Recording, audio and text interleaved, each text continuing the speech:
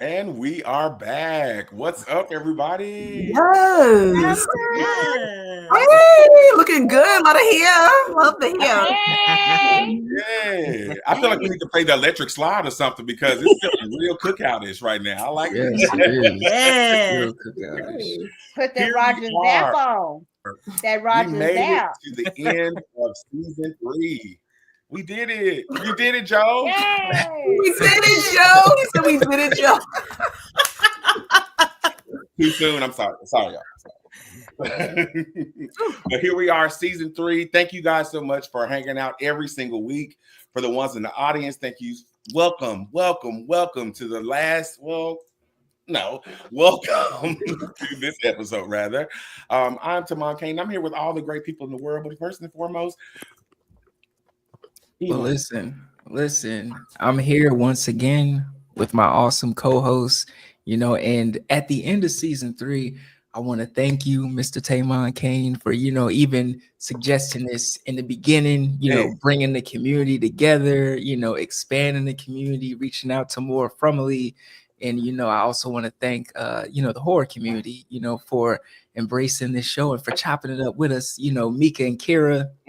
We thank you for faithfully, kicking it with us and hopping on cam, weekly. Tommy, Black Horror Survivor, always hopping in, showing love, Vanta for hopping in and throwing, the wonders that you throw in there. Shasha, thank you, for doing your thing, always bringing something, always contributing something awesome.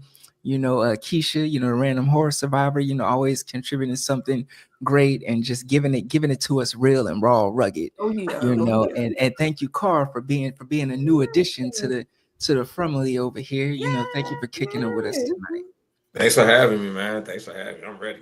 Absolutely.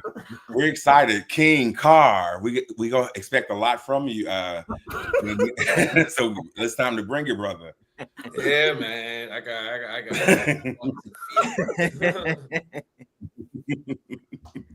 got. So as usual, we have a drinking game. So anytime you hear the wonderful name Jim, grab your goblets, obviously.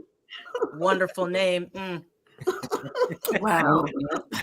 And if you're watching, make sure that you are liking, sharing, subscribing, get these numbers up. We want to see you and you want to see us. All right. Yes, Period. Yes. Let's jump right in. It's so much to cover. I think it's smart if we sort of break down character arcs that would isolate the story a little bit better. So I want to jump into not the big meat of the story, but I want to jump into Randall, Marielle, and Christy. Oh, can I say one thing, Tamon? Absolutely. I love that you said they full names. right. Oh, Because you didn't say Junkie Road. No. No. What is this? Who did this? Someone's gonna pay for this. somebody got that tab pulled up. That show this tab water? pulled up tonight. Okay, thank you for doing that. But now we're gonna talk about Junkie Rogue, Clandle, and Mother Christie. You don't tell them they're being good.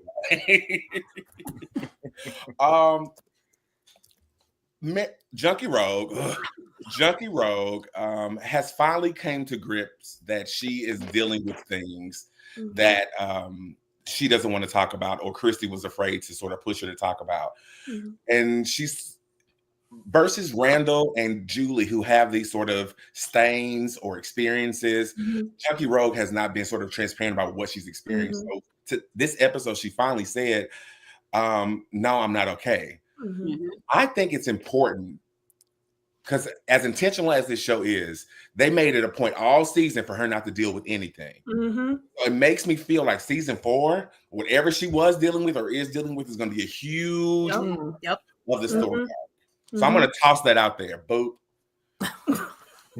Who taking it first? What you say, Evo? Yeah, I heard. Yeah. Right. It's about time. You know what? Let me say something. It's about time. Yeah. Every week I'm like, why aren't they talking? This is a lesson in poor communication because some happens, and ain't nobody want to talk about it. I'm like, what? Nobody wants to share. Yeah. Nothing.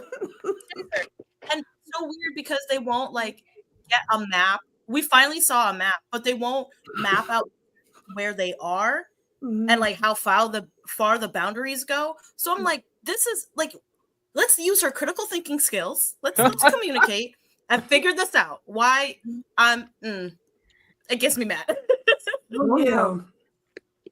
Yeah. I mean, so They many things talk to each other the most in this episode of all episodes. Oh, I'm sorry. No, Say it again? please go ahead. Sorry.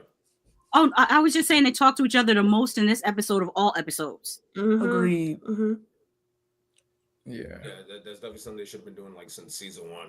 Oh my I feel like everybody. The problem with the show is that like it was cool at first, but I think for 3 seasons straight, watching everybody experience something weird and not immediately tell someone because they were afraid that someone was going to think they're going crazy, as if they don't have a legitimate reason for sounding weird in a town that they are trapped in, was pissing me off after a while.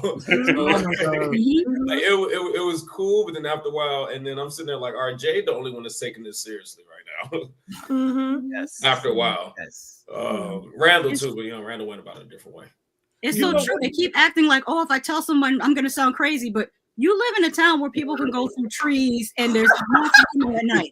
Like there are monsters dressed like the milkman. Exactly. Well, you guys, that's been our pet peeve since season 1. Let's go all the way back 3 years ago. Can't believe it. Nice.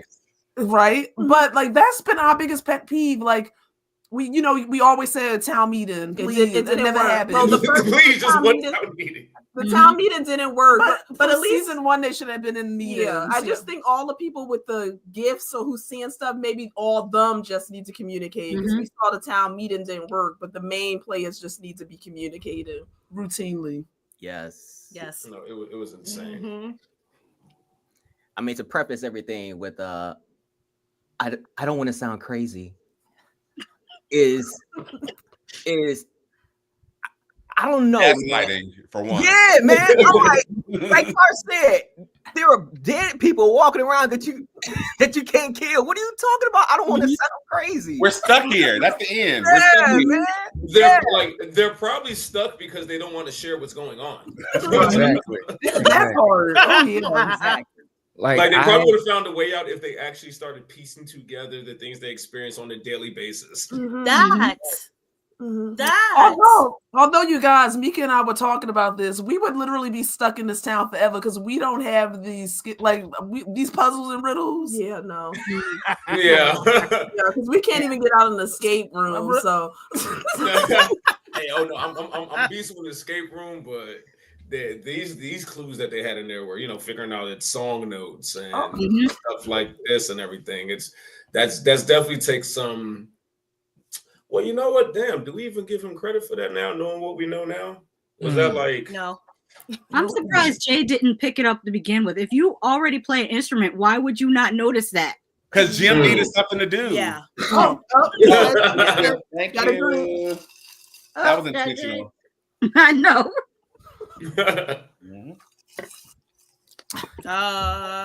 Okay, so Junkie Rogue.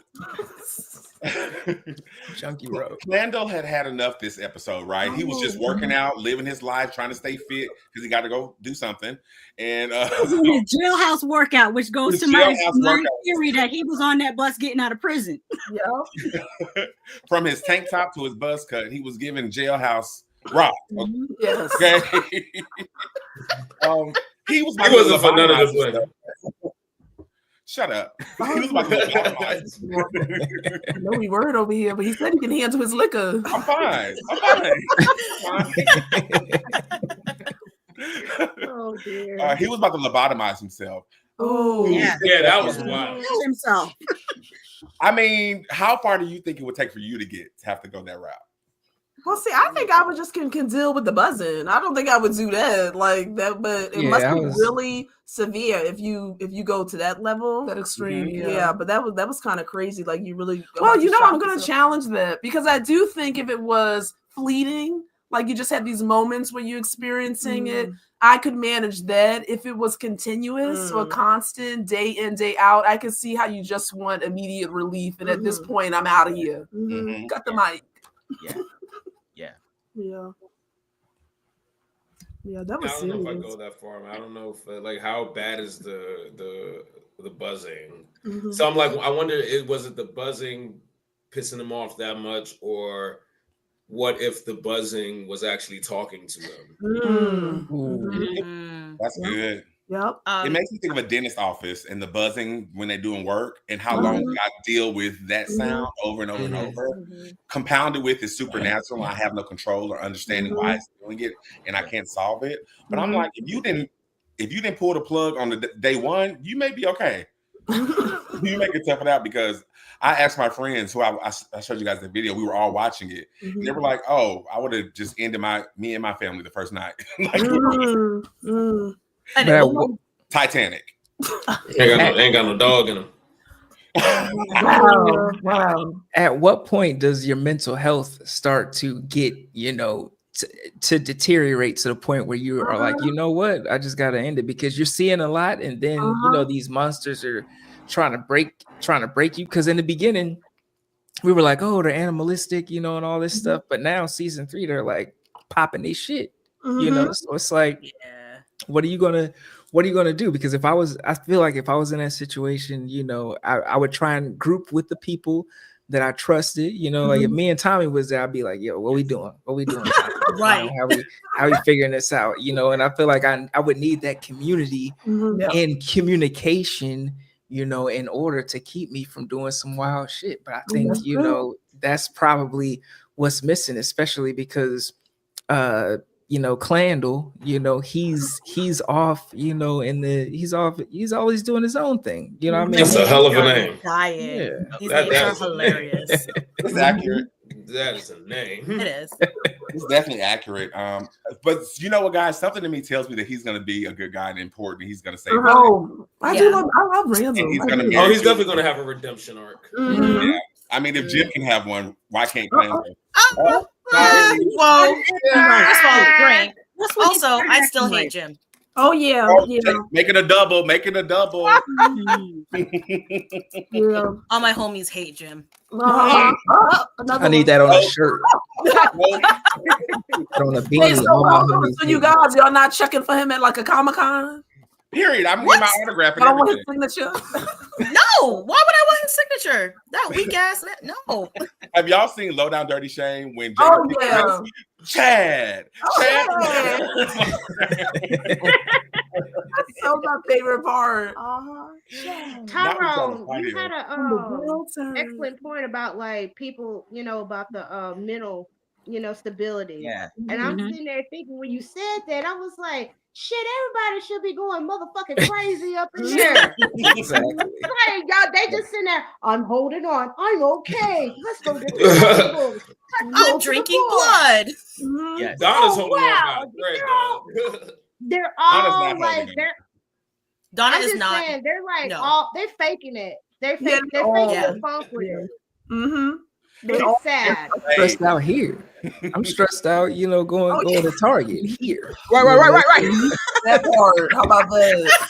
You guys be holding it together, but you guys be holding it together in these crazy times. Okay, listen, we've been through enough. Yes. Centuries worth. We're sick of. I mean, you heard I was questioning because they didn't kill Randall. He had the opportunity. So yeah, he's gonna have a purpose. That goes back to the initial point. Like, what are they gonna be? The three of them. We know Julie's a time traveling witch. We'll get to that. And she's gonna be doing her thing with her awful bob. We know that. Oh, that bob. Video? That wig is so bad. You guys are gonna have budgeted for the 4th season. They're gonna give us budget. They had to get these wigs. That was bad. It was definitely Tyler Perry's circle 2000. I think Randall didn't die because he got that. I don't think Randall died because of the locust cicada thing or whatever. Because remember that came from Boyd. Remember when he got those parasites from that dude Martin that was in the cave? I feel like after knowing what we know now, I feel like that all that stuff is connected. Like the dude passing on the void to use it to kill Smiley, and then Smiley ending up his dead body releasing the cicadas from there. Car, slow down. Wait a minute. That's why we talking about the Raiders. Like, I'm trying to break down what the fuck is up with Martin this whole time, ever since they brought up this whole reincarnation thing or whatever. Oh, like, yeah, I did.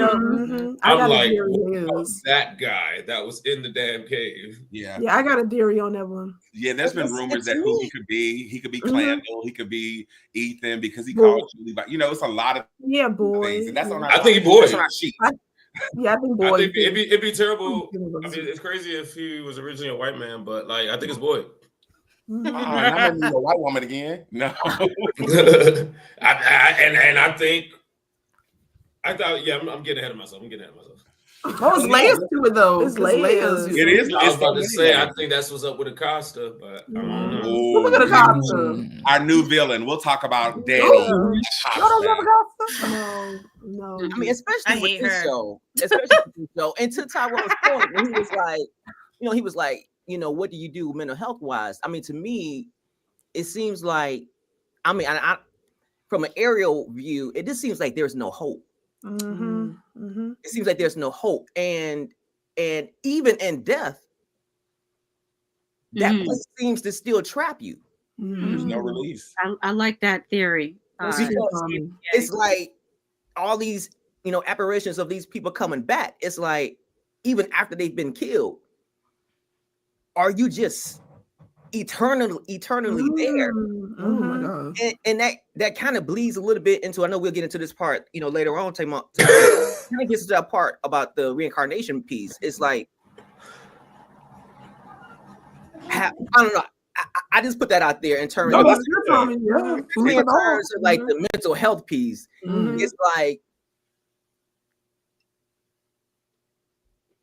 but when you snatch away hope, which is how I felt, I felt like hope was in that last second of the episode.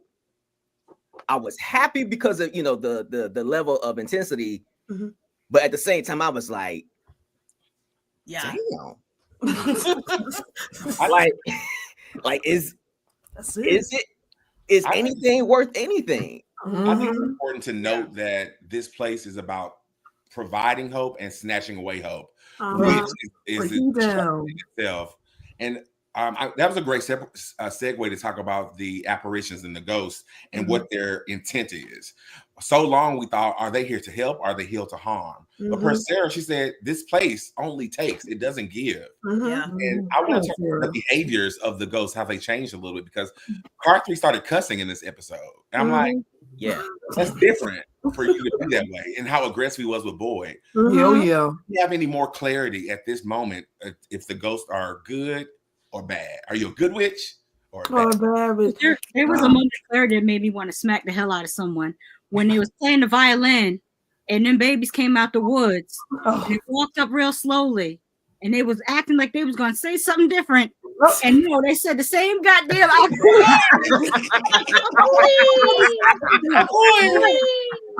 was done. Finally figured out what the word meant. Remember. Since we're there on that scene, I actually have something I want to nitpick at, right? Oh, I wonder, for a moment that was so impactful to the story, for them to just be looking, because even I was with Jim. Sorry, take a sip. I was with Jim in that moment. I was like, what are y'all talking about? What are y'all looking at? And then for them to cheat us and not give us any visual of what they experienced when they were remembering, it pissed me off. I was like, last week she saw Miranda literally die in front of her, but we couldn't see like a montage of all the past lives before Jade, and then like we couldn't see nothing. It was a ruined opportunity, and I think it lowered the reveal. I'm gonna throw that to y'all. How do you feel about that reveal and the execution of it? Well, one thing I'm gonna say based off what you said, Tamon and Shasha, I was right there, like, oh, okay, we about to get something. The kids are coming. You know, you playing this violin, you got the chords, the notes in order. I see them walking, and I'm thinking, yes, a real revelation. Yes. And then when they said a cooey, I told Mika, I know, I just feel as though all that to like remember, like that's what we got from that. Yeah, we wanted, and like, then we wanted this a montage, like those elements in terms of like the altar, like parallels. It was nothing. I mean, I don't want to say it was nothing, but to me, they give us the meat. You gave I us don't feel alone. bones. Like give us something else. Like remember in I think it was maybe Guardians of the Galaxy 2 when Groot said I am Groot, but suddenly everybody understood it because they made him say something different, and it made you feel like, oh, I finally understand what Groot is talking about. They should have done it like that. Yeah, they did. Besides Tabitha, same face that she's been doing since the last episode. No, I can't. No. The perfect Tabitha face. And then running off. And can we say something? Jim was right. He was like, what the fuck? I don't understand what you're saying. And that's exactly me. And I was like, girl, you don't have what you mean. You literally went to retreat, got pushed out of a window, came back all within a week, and you can't tell me what's going on? When she stormed off, I was through. Yeah. If she told them, then they would think that she's crazy. Okay, I have like with that scene right there. Okay. And there was like a question that evolved in my head. You know, yeah, they should have gave like a montage of all the flashbacks. Yes. But then, you know, when Jim's like, what the fuck are you talking about? And all that stuff, you know, going on. And then all of a sudden she's like, okay, I remember me and Jay, we used to like smashy smash, we soulmates and things like that. I mean, I literally love the part like how Jim's face just turned white as a sheet and his like heart was broken, he was dying, his like whole soul was crumbling. I love that. But they should have gave like some flashbacks on like her and Jade in these different past lives. And y'all right, it should have gave us more meat instead of just like a wasted opportunity of just all these words and all that stuff. And then they're just like, okay, we just accept that. Well, what if that, like, I think since they're introducing since we have time travel coming up now, what if that's what they're saving this for? Like next season, they might be, you know, Julie might be going back in time or something, and we might be seeing the story through like her eyes or something of Miranda or Tabitha and like Jade or whatever. Like, you know, she might be, because I definitely think that that's something that's going to come into play. Like, honestly, I don't even think Jim's died. I don't even think Jim did. Agreed. Yeah, like I think that's about to be reversed. I think that's going to be reversed. Don't say that. You know, if Jim is gonna come back, take another sip. I think he's gonna come back through time travel. But he's gonna come back as a dumb ghost or maybe a smart ghost. He can come back smarter. I'm dying at that comment. The last comment. Oh my god! You see Nightmare on Fear Street? Yes, I did. What is that? What is that? Yo.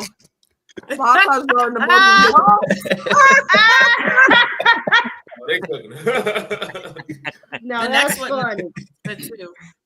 Y'all have to stop this. That wig was real bad. I know I saw a mic in the front of it. I just oh my god. It was so bad. I kind of miss those plays only because of the putting the cigarette out on somebody. That didn't make it to the movies, I think, except for one. I think maybe when Medea was in jail, they put the cigarette out. But that used to be in all the plays. I just knew she was about to start singing. I know, that was so bad. They all that bounce too. The Bob was bobbing. The Bob was bobbing. Yo, Bob. We don't got no montages. I was probably the only one like visualize the montages ourselves as the audience. I didn't know who she was when she popped up. I was like, who the hell is that? That wig was that bad? I was like, who the hell is that? Y'all introducing new people the last 5 minutes. Who the hell is this? It's crazy because on her TikTok, you see her like putting it on, and I'm just like, they I could get you a wig from a beauty supply store and finesse that so quick for you. Like, you just gotta give me $500. I promise. You don't even need that. I can go in this house somewhere and put together things to make a wig. Exactly. Shit, I could have hooked up with a coupon at Ebony Line because I got about 3 or 4 Ebony Line wigs and stuff. It's all in my closet and everything hanging up. I could have hooked up with that too. Yeah, It's definitely giving Party City, and she's it not. is. Not Well, real. don't forget, Jim. I'm sorry, Jim even said, "What's wrong Oh my with you?" god! Oh, did? Yeah. Oh, I thought that was Sydney running through the woods for a second. I'm crying. Oh, can I ask you guys a question? Can I ask you guys a question? Yeah. And, don't come at me if I should notice already. Greenbrier Mall. Wait, since she know how to do time travel, is this version of Julie still our Julie, or is this another Julie coming back? I think it's a Julie who's been through some stuff. It's a Julie who's been through some stuff. Yeah. That's why her wig is bad. It was giving Helen Shivers waking up after the fisherman chopped all her hair off. And she tried to do something with the bob. I know what you did last summer. But she did have the scratches, and there's a theory that we're going to talk about later on to what she's been going through and how relevant she's going to be in next season. I'm telling y'all, the three of them are going to be the main thing of this season. Wait, who? Oh, Randall, Julie, that's not their names. Clandle, Randall, Julie, and Marielle. Marielle. Oh yeah, the one that was chained in the thing, right? Yeah. I would just like to say Marielle gets on my nerves. Oh, yeah. Only thing she can do is drink the water. So, but how she get? We don't even see her that much, you guys. That's the point. Because she don't do nothing. She don't contribute. But her highlights are still there. I'm sick of it. I'm also sick of her highlights. She's gonna shine. She's gonna shine next season, y'all. Watch. Because Tabitha and Jay literally collided when they arrived in town. I'm now wondering who else is connected to Mariel and her girl did. Up with, That's true. That's a good question. When she got off that, maybe it seems like every season someone shows up that's connected to someone. Yep. Ellis and Fatima, maybe. That's why they had the baby. What about Victor's? Can I ask you guys, do we think Victor's father is only there because they were getting close to that tree and they needed Tabitha to come back? I think that was going to happen anyway. I think Victor's father is collateral damage. I'm surprised he made it through the season. But I don't even get it. I bet he's the first one to go next season, though. Oh God! Wow! Not they're going to touch in him. No, don't do that to Victor. Can we talk about? Is Victor's dad a reincarnation of somebody? That's what I'm saying. I don't think so. Wow. Because if Miranda is Victor's mom, then who's Victor's dad? Or if Miranda is Victor's, but Victor's dad wouldn't exist. Well, I think a wild card. I hate to say it, but Jim, because Victor's dad told him, "You're doing the same thing that I did." And mind you, there was a scene in the bar where it was Jim, Tamon, Jay, you saw the and all three of them was in the room, and I was like, "Look at Miranda and all her men." This is my boyfriend, and this is my husband, and this is my boyfriend's husband. And this yes, that's what it is.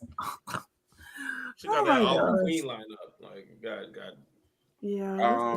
Give us budget season 4. In screenwriting or in filmmaking, there's something that's called mise en scene. That means put it on the film, put it on the stage. And they missed that mark without giving us a flashback and doing any of those things. Let's jump into Root Cellar Chronicles. The Root Cellar Chronicles. Here we are. Wait, before you do that, Nightmare on Fear Street, the last comment. They should have picked up. They should have picked up a comb in the shed instead of a screwdriver. And my God! Yeah, man. I'm dead. And my tenderness went fried because I remember that feeling. Yeah, I cannot. Oh my God! See, I called. We called last week who was going to go too. We did. We all agreed. It feels like we all agreed, right? Like you don't give us a horrible person all season, then a 1 episode redemption arc like we don't know what's happening. Right. Although I did want to see more of him dealing with the fact that, you know, he was not his wife's soulmate or whatever, and another because even as a married man, now as a married man, I'm like, yo, that would have how you dealing with that, Jim? And he clocked it early in the season. He said that. He's like, what are you doing with my wife? Yeah. But I don't even know why he was established. You know what's crazy? Episode one, she was already divorcing him. Mm-hmm. Said, this is our last family trip before I divorce you. Because my man is about to show up. My man. She knew. my man. You know what? Man. I've been making bracelets for him because Jade had a bracelet on in the first episode. Did y'all catch that? I gotta look at that again. Go back. He had the same bracelet on in the first episode. I gotta go review. Look at that again. Can I say one thing, you guys? I was quite frustrated with the scene because, no offense, I still think in this episode they did dumb things in terms of like how they should have responded. I was literally looking at Jim, sorry, drink. I'm gonna have to switch. Like, with Julie, like, why are y'all like not running? Yeah, we get to that. I know we're not there yet. Oh my God, that was the same way. Keisha, right? I'm like, why are you with the stick? Come on. With the stick. What you gonna do with the stick? We know bullets don't work. So what is the stick gonna do? Wait. Remember. Okay, so two things. The first thing is they haven't met a threat that came out in the daytime. However, his eyes should have told you. Yeah. They were black to me. Maybe it was my screen. No, they were black. They were black. Jim, if Jim was black, he would have been sprinting. Nope. They know they have not seen that man before. So come on. Why are you talking to him? Run. Exactly. If my daughter, who I saw earlier, looks completely different, and she shows up with marks on her face and a nasty bob, and she's like, "Hey, this is where it happens. We gotta go. No questions. Let's pick it up and move, and we'll talk about it later." Thank you. What if she's done that several times? Like, because she time travels, what if she keeps going back to that spot to try to warn her father? He's do the same dumb shit every single time she go back. Exactly. Her brother told her she can't change it. Yeah. Oh, he did. Ethan did say that you can't change things. You can only be a spectator. You can't change. He don't know shit. But he gonna get over it fast. When Tabitha was missing, Ethan was like, "You just better telling his father, you just better get used to the fact that mom's not coming back." So he went on, opened the diner. I gotta clean the dishes and stuff. Like that kid gets over stuff fast. That poor traumatized child. When Jim picked that stick up, I said, "Look at this. Take another drink." I said, "Look at Midge picking this toothpick up." I said that was like such crackhead moves right there. I said this man sit there and like have a number 2 pencil, a paper clip, and a AA battery, bringing it to a gunfight. And I said, "Yeah, your ass is gone." I mean, the dude picked up a toothpick trying to hit that dude. I was like, this motherfucker, right? I said, you just go ahead and just get your shit ripped up. No, Keisha, you're right. As soon as he picked up that stick, I said, this is when we lose him. I was grateful. I'm like, finally, Jim is gone. Anybody it was else? so funny because he picked up a toothpick. And this man is 9 feet tall. Yes. In a yellow suit. Anytime you see anyone in a yellow suit in the middle of the woods. Come on, Josh. You're supposed to run. Music when he walked out. Like from I felt like from the 70s movies or from Marvel when Jerome came out. I thought he stepped out like a pimp. Speaking of pimping, let's take care of our sponsors real quick and take care of a little bit of these commercials, and we'll be right back on the season 3 episode 10 finale breakdown with Tamon, Kane, the evil Tyrone, and the horror community on Scream Kings. From Ali. Yes. So these characters were originally played by Idina Menzel, which we know from Rent. She's Elsa from Frozen, and Kristen Chenoweth. We know her from Pushing Daisies, Your Good Man Charlie Brown, basically like musical theater legends of our lifetime.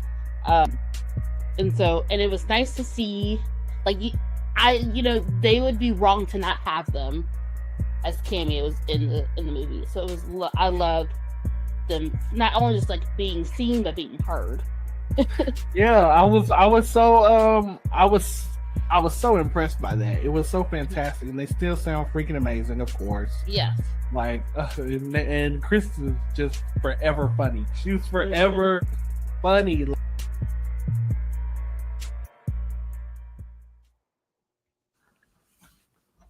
That still bugs me because I love Idina Menzel's voice, and I can't stand what's her face because she has some real shicey things to say about Black American people, and I'm Cynthia. like, oh, Cynthia, yeah. Well, no, I was so I was like, when just shutting the hell up would have benefited your whole career. Oh my god.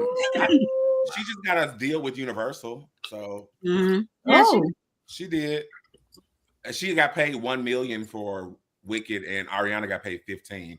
But no, it's debunked. They got paid. They both got paid the same amount. Oh yes. Yeah. Oh, yeah. They came out. They won't say how much they paid them, but they came out in a statement to say that they got paid the same. True. Well, yeah, but they won't say how much each got paid. Well, he did. That plus her Universal deal, and they're saying that she's in line for an Oscar. She probably won't win, but she'll get a nom for sure. Yeah, a nom for sure. One last question before we get back on topic: why do they both look skeletal after the filming of this movie? Like, it's like matching tattoos. Listen to me. They have matching tattoos and symbols on their. We'll talk later. Okay. Talk later. Root Cellar Chronicles. Here we are with Fatima in bed, pregnant, waiting to give birth to the new thing that's going to bring life and freedom to the people of family. But she thought she was going to end that herself because she wasn't thirsty. She needed glass from her jar. Okay. Fatima decided to, I guess, unalive herself or the baby. The baby? Something. Either hope. But Miss Kimono said, hey, bed, it's time. Did anybody that scene before we even I feel like we should go backwards to Boyd and Sarah and all of them in the house. Can we please? Let me some Sarah, baby. Hey, you're right. The episode kicks off when we find out that Ellis wasn't an idiot. He actually paid attention to what Ellis said. For once. Yes. He's like, this looks a little fishy. Can I say one thing though, you guys? I'm gonna say this. Idiot. I was telling Mika when they all confronted Elgin initially at the house. I said, "Wait a minute, Ellis. If you think Elgin knows something, why y'all guys won't just follow him? Like wait and follow him and see where he go." I said, "Perhaps." I thought about that. I said, that would probably take too long. That's why. Okay. Yes. Yeah. Okay. Because I'm like, I would follow him because he had a. Or tell Julie to go talk to him because he seemed like he's besties with Julie. Or like, he probably would have told her. Send the black woman to talk to this boy because somebody needs to help him. I just want to talk about Elgin's performance and how disappointed I was in his delivery of whatever he was trying to give. Like there was no variance in performance as far as like levels, right? Like he was just one note flat the entire time. Yeah. And a lot of things were getting ready to happen. He was just like, I can't tell you guys. Oh, look at the photo. That's how she talks to me. You sound crazy every time you say something. I'm just over Elgin, and I'm glad what happened to him. Sorry. Woo! I agree. I agree 1,000% because I'm watching it and I'm like, I don't like you as a character. Why do you have on the same shirt? Everybody else has showered and bathed. I know you smell crazy.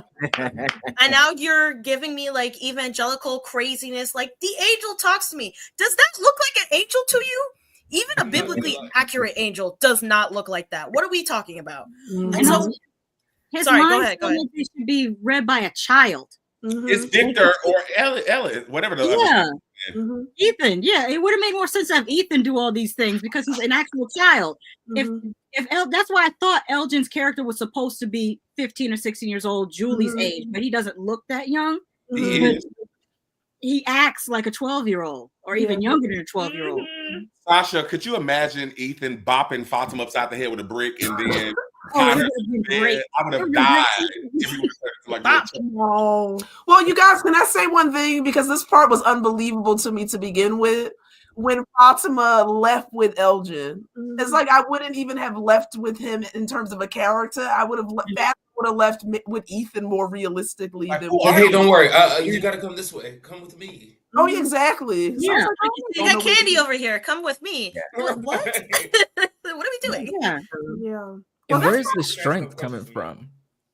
What his strength? Yes, Elgin's strength when he was dragging her, down into the Well, she was kind of out of commission, like with the pain and stuff. So I think that's kind of how he got over on her.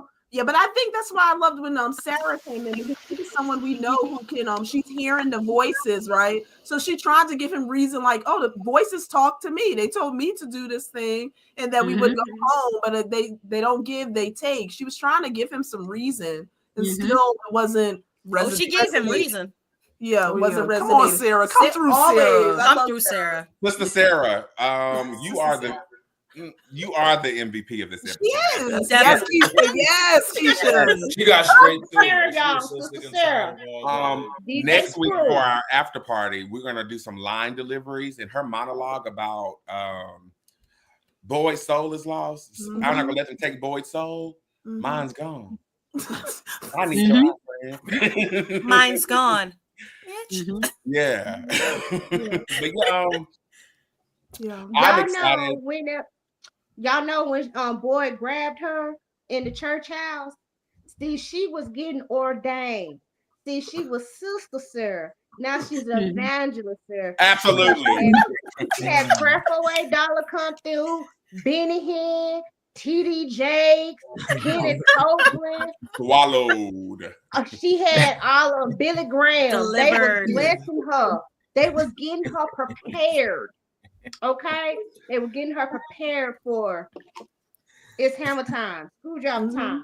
So she put that in immediately. But that was such a cathartic scene for me, because I'm like, just tell them, like, what is the benefit? You're listening to the town.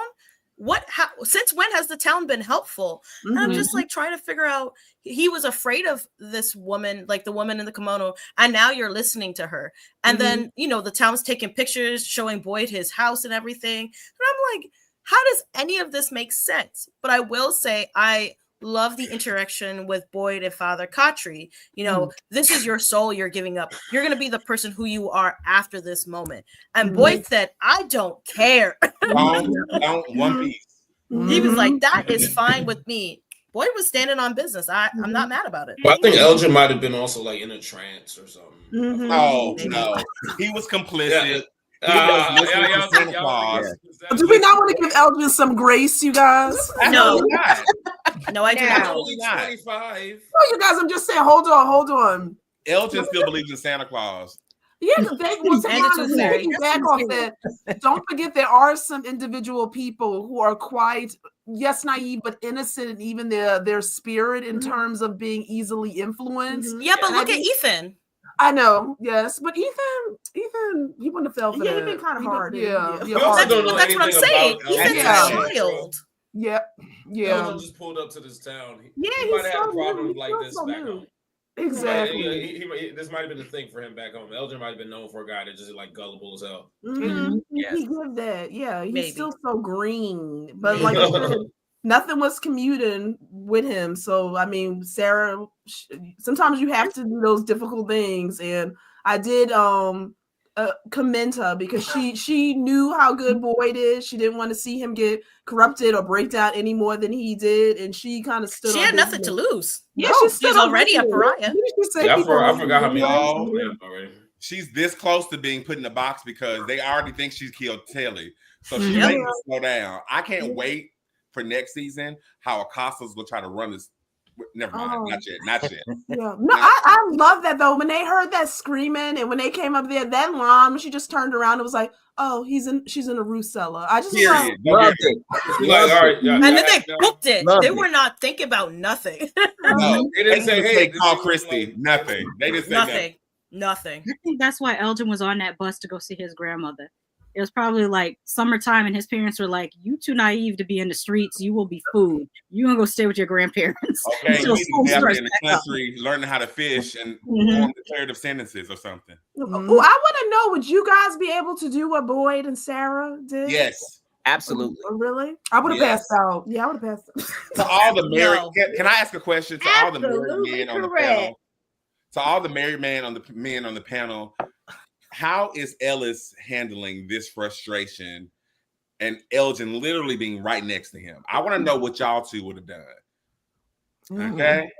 Oh, I was watching it with my wife, and I told her I was like, this would have been bad for him. It would have been bad because I think,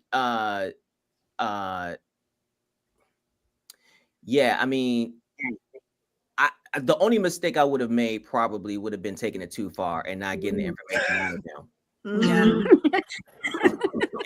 Because I'm not trained. You know what I'm saying? So, but when they brought him upstairs, I was like, oh, he about to get. The first thing I thought about was like, he about to be waterboarded or something like that. Please. Why waterboarded? I don't know, something cruel. I mean, because you know what I'm saying, something to elicit that info, man. Like, and I think that's the ironic. I don't know, man. I don't know if that was the thing about it, because he did seem innocent, though. You know what I'm saying? It was, as much as I disliked him, he did have this childlike thing about him that he's the empress for Never Ending Story. What about you, Ty? How have you been? We said that you're our Ellis, but what would you have done? Okay. You know what? It would have been a fucked up situation, because I feel like, you know, of course you gotta do what you gotta do. Like, got wife out there, you know, in the shed somewhere, or who knows, damn, who knows where. You know, you don't know if she in the shed, if she in the caves, if she, you know, out in the woods somewhere with the spiders, you know, from season 1. You don't know what the hell going on. But on the other hand, you know that Elgin, he is doing what he believes to be right. Like, he's not necessarily a bad dude, you know, but in that time period, in that point, if that had to go down, then it'd be like, all right, you know, you get your inner jigsaw on, you know, and you're just like, all right, how would I get this information out of this person, but also how would I, you know, not like Tommy had said, not kill him, because it's easy to go there, especially when you're emotional and, you know, you got your loved one at stake and things like that. And it's just like, it's even more frustrating, because like when it was revealed, you know, Sarah was like, oh, she's in the root cellar or whatever. It's like, nigga, if you was gonna tell, then you could have told the whole time. Like, you didn't have to. Because if I'm tied up to the chair and they coming after me, if I'm hearing voices, I'm like, you know what? Either because I can respect somebody who just keeps their mouth shut the whole time through the torture and all that. But if you're gonna break through the torture, you might as well break beforehand, because you break can before save you lose an eye. Yeah. Can I say they have a lot of explaining to do to this town next season? I'm telling you. I'm just saying. Mika, we're right there. We're right there at it. I'm saying. I feel like Elgin probably kept it quiet because he didn't want them to interrupt the birth of Smiley. So they would have ran in there and stopped the birth of. That's why I feel like Elgin might have been possessed, because I don't think Elgin. I think Elgin knows what was happening or what was going to happen, and that's why he went along with it. If he had told them where they was at, that would have stopped. They would have went down there probably stop the birth of Smiley, and I think that the whole purpose of all that was to have him come back. I was thinking of ways that you could torture him without doing as much damage, but it would still be torture. Like, all you need is a pair of tweezers and just each nose hair one by one, and then if that don't work, then start on the eyelashes. Make him watch Queen and Slim. Crying, hilarious. That's a good one. That's a good one. But backing it up with Elgin, people was not noticing that he was leaving in and out of the house and going down there to the root cellar.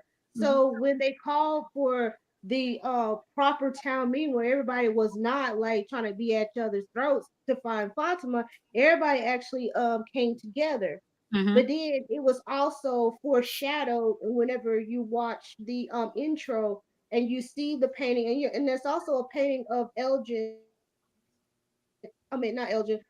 and Fatima as Adam and Eve, and you see this claw hand coming after them. That's in the intro of the show. So they're like the Adam and Eve with this whole baby situation coming about. and they was going to like get both of them as it is anyways, because you know how much they love each other. She was like all hope and light and everything else. You know, Lenny Kravitz, you know, he's all happy and everything, being his art. And absolutely, Lenny Kravitz. You know, I mean, it's supposed to happen like this, but I just don't understand like why nobody was not noticing that Elgin was slipping in and slipping out, you know, when she was missing. And also, y'all seen like his hand and stuff. Don't that look like a burnt up ass like Earl Campbell sausage? When the hot links that be busted up on the grill when it get too hot and everything, because your uncle was too damn drunk to take the motherfucker off because he was playing like some damn spades, like he was winning and shit, but he drunk. And then he don't fight a nigga or two and everything. I'm like, oh goddamn, I done burnt up the hot links. That's like how Elgin Hand looked with that hammer. That was the best description I've heard in a very long time. Yeah. He's gonna be hardened though. I think in the next season, definitely going to lose that childlike innocence. No, I think so. I think he's done. He's gonna look like Nick Cage, not Nick Cage. What's his name? Nick Fury. You know what they're gonna have to worry about now? They're gonna have to worry about like Acosta came and bear witness. That's what they were doing, and she's like so new, in my opinion, that she has the ability to have great influence over the rest of the town. And I think that this might be very dangerous territory in terms of how the show responds. She should know about interrogating people. She's a cop. And she don't seem like she's against being a dirty cop at that to me. Oh, you think so? Yeah, I agree. No, I can see her being dirty. She's too self-righteous to be righteous. I could definitely see her letting some shit slide for her benefit, not for the benefit of others. I wish Kenny would have grabbed her motherfucking ponytail and just grabbed her ass down them damn stairs.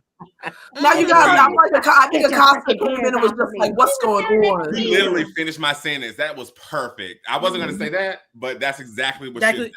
Yep. But I do think her coming every time she steps on the scene, I get like, I guess it's called anxiety. Oh, Jim, did we say that? Okay. Oh, we did. Yeah, I'm out. But every time she steps on, I get so frustrated. I get angry. I'm like, oh, here we go again with this bitch. That's what I think of this bitch. And then I agree with you. Next season, I promise you, either Boyd is going to be dethroned because he's not protecting anybody. He's lying to the community. He lied about Tilly. He lied about Fatima. And Acosta knows all the tea. So she's going to be the one. I think we thought it was going to be Randall that's going to be the faction leader. It's going to be that bitch. Trust me. And I see Elgin with her. Like I said, I think he's going to be really hard. I don't see Elgin. He can't see either. Oh. No, oh my gosh, wait a minute. Elgin gonna be Team Acosta. Watch. He's gonna be Team whoever believes him. Instead of him being hardened, he could actually go into a shell and become an isolated version of himself. I can see him like actually retreating maybe into himself. Like I see him drowning himself or hang. Oh, we can't say stuff like that. I see him unaliving himself. Oh, wow. If Randall not Randall, Boyd. Because I think that eventually the people are going to turn on him. Oh, yeah. What if Boyd gets chained into like that, into like underground or whatever, where Martin was at, and like he ends up growing old and being like Martin or something? Because Martin had the parasites in him. Boyd got the parasites in him now. What if it's like some cycle that's happening, like, and that's how that dude ended up got. Like, because I'm thinking about their connection, because I'm still going back there and I still think there might be some connection between them. So I'm thinking with that dude being a military man, Boyd being like, he's military too. Military man. Military too, you know, what if that's his fate, getting like locked down there? I like that. Locked down there. I think that little dungeon is like home base for like. Yeah.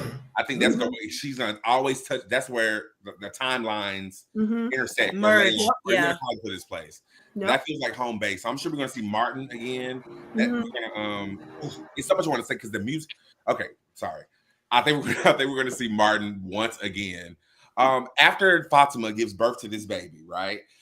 What is it just me, or was the kimono lady really digging up in there? Like, was she was like, that was just nasty. Yeah, it was. I couldn't remember. Uncomfortable.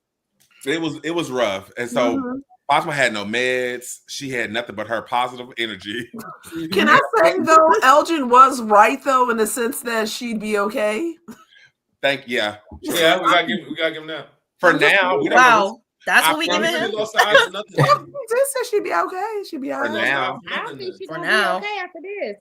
How could she be okay? And mark my words, if Smiley next season doesn't say hi mom, I'm over it. If he don't say that, I'm out of it. Does Acosta know what Fatima did? No, she doesn't know that. No. Okay, because I think that would be deterring. Oh yeah, and if we're not careful, somebody better protect Sarah. They're gonna think Sarah she's on her way out of here. They are ready to pop off on Sarah before she even did anything. They're going silly now with this in this. I want Sarah to beat Acosta's ass and tell her you matter here. There's different rules here, so your credentials mean shit here. Nothing. They mean nothing.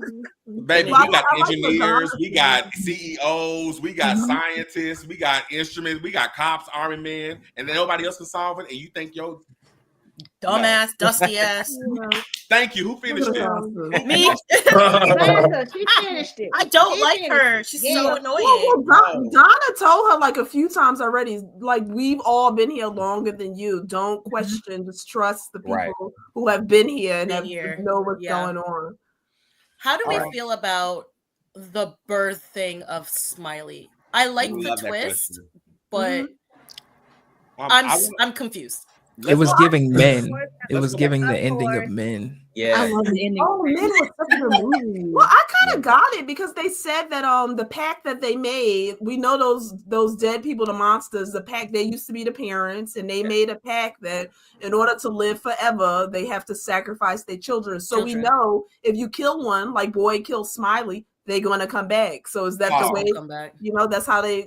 I guess that's how they come back. Well, and in that process, you can trust that Fatima was going to be okay because they needed her anyway to kind of birth. They wouldn't have harmed her. I mean, they could have killed her throat when she finished pulling. So I mean, she could have actually killed her. But I'm interested to know, when did Fatima get this vision during labor to know what happened? She said, "I saw it all." When? Because we saw you screaming. Yeah. I mean, you know what? When I was, oh my gosh, this is so much good show.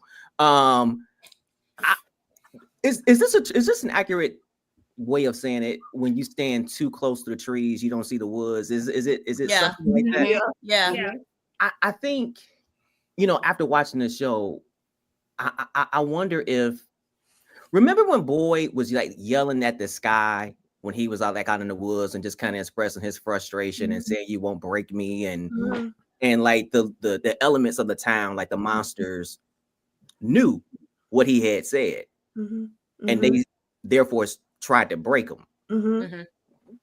It made me think about what's controlling all of this, and it made me think that there has to be a mind behind all of it. I think we met him, and that Boyd was speaking directly to that mind when he was out in the woods and saying, "You won't break me." And so I wonder if focusing on like the little piecemeal parts, because they're everywhere. They're everywhere. It's just so many pieces and parts, and none of it, the reincarnate. But if you kind of like go way back and be like, who's the puppet master here? What is it? Who are they? What's the power source behind this whole thing? And should we just focus on speaking to that thing or those things? Because if I'm Boyd, I'm questioning, how do they know my commitment to not let this place break me? How do they know that I said that? And they're reacting to it violently. Like they like have it out for Boyd, like the monsters. They're like, "We're going to break you." Tommy, that's making me think of the episodes was season 2 when they tried to build that radio. Oh, yeah. that's right. Yeah. And they were Your told wife shouldn't have dug that hole, Jim. Oh, Yeah. Not only that, then the storm came out of nowhere to knock the tower down. I'm like, that's so suspicious. That the electricity in the house, the lights, the telephones, there's so many things. I'm like, none of this doesn't make sense, but the entity is feeding it. Like, how would the entity, yes, they talk about Thomas, but the entity is playing with Tabitha and Jim, mainly Jim.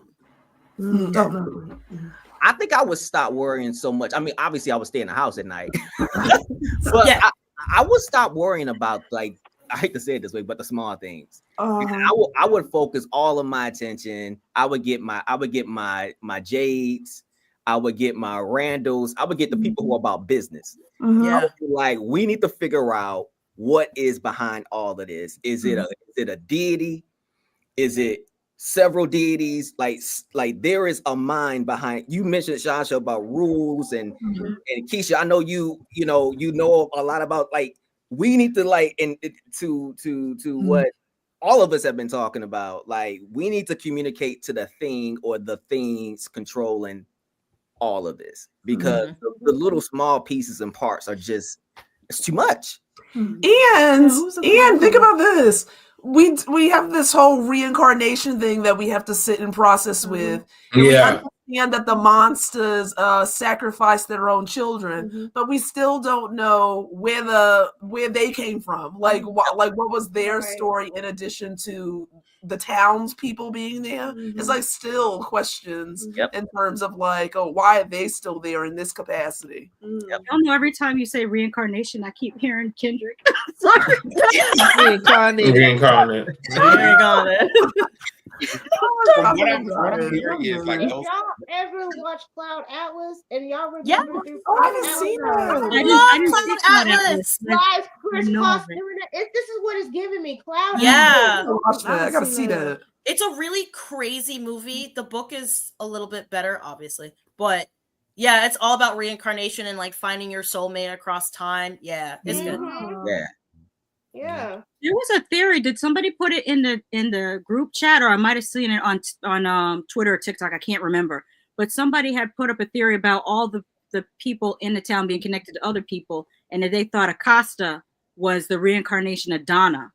And there was they were saying. I thought she would. I feel. Wouldn't it make more sense? She's a reincarnation of Boyd's wife. I feel like somebody said that. Yeah, that makes more sense. Because remember when Boyd's wife got put down because she was shooting people randomly. Put down is crazy, but yes. When she showed up Oh yeah. Yo, let's give Acosta some grace. She was fresh off that ambulance. I love that you guys want to give everybody grace. That is your. You are so good. Mika always says, "I would take this screwdriver life of You know what? It's sounding real. All lives matter, and I'm not for that. You guys did agree with me in the fact that when Acosta first got off that ambulance and the monsters were coming at her, and her only recourse was that gun, and she started shooting. I'm telling you right now, if I had a gun and I'm seeing demons like that coming at me, I'm using my gun. I didn't think that was unreasonable. I'm just saying. I didn't think that was oh God, on Victor. When she knew she didn't have no bullets, and she still tried to pull a gun on Victor. That was extreme. That was extreme. Yeah, I'm just talking about when she first got there scene. Yeah. Now talking about pulling the trigger, we're gonna aim and pull the trigger on a couple of commercials on Scream Kings. And thank you for watching. And yes, we'll be right back, ladies and gentlemen.